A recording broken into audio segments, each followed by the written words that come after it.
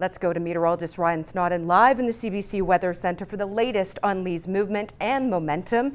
Is Lee losing steam or is it full steam ahead, Ryan? Losing steam slowly but surely as it does track northward through the Maritimes tonight. Thanks so much, Maureen. You just saw from the pictures there with the widespread impacts across the Maritimes today. And yes, impacts into Newfoundland and Labrador. That's how big this storm is, from the north coast of Labrador right down to Cape Cod and even south of that. This is a huge storm.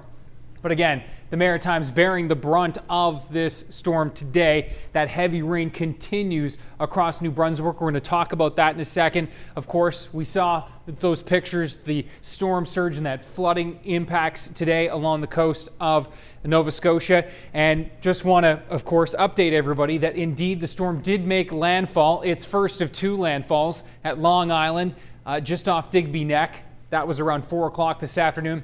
Center of the storm now into the Bay of Fundy. Will make a second landfall here, likely east of or near St. John over the next couple of hours.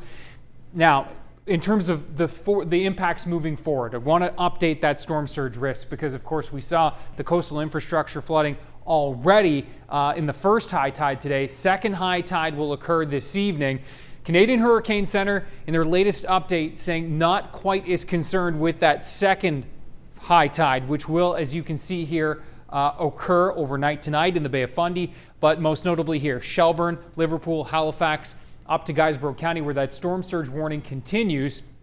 Again, we'll likely see some coastal flooding, but they're less concerned about the high tide this evening than they were the high tide this morning. So a little bit of good news there, though something to watch indeed.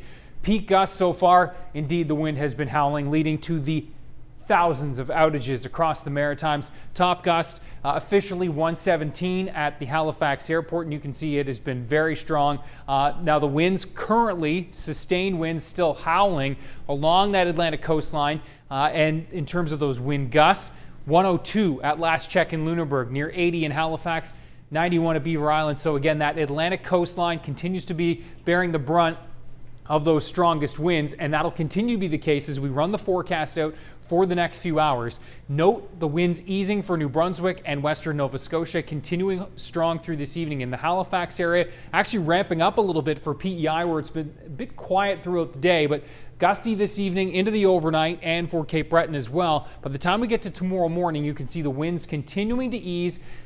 They'll ease last for Cape Breton, but will do so through Sunday afternoon, and so we'll see a much quieter Sunday afternoon. Additional rainfall. We've already seen 30 to 60 millimeters or more through New Brunswick, and we'll see another 20 to 50 millimeters on top of that. So the forecast of 50 to 100 millimeters total looks set to definitely pan out there, unfortunately. So the localized flooding concern continues for New Brunswick. As you can see here, for the next few hours, it will take its time departing, but it will do so by the time we get to Sunday afternoon. Indeed, it looks like we'll see some sunshine breaking through across the Maritimes. Temperatures will be into the low 20s.